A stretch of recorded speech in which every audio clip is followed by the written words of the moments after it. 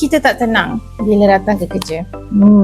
Cici Semar dulu selalu datang ke kerja je rasa macam hidup ni agak tak best lah. Sebab apa? Sebab Cici Semar tak move Cici Semar punya body. Ini adalah salah satu cara untuk kita dapatkan ketenangan adalah kita kena exercise sebelum pergi ke kerja. Dia merenggangkan otot kita dan menyebabkan kita akan sentiasa energy driven bila otak kita dengan badan kita bergerak. So penting-penting adalah bila je masuk ke kerja, kita kena move. Naik tangga ke, turun tangga ke, berjalan ke, dari parking ke, saja-saja nak berexercise sementara masuk ke kerja, supaya apa? Otak kita kena sentiasa geliga. So jom komen dan like.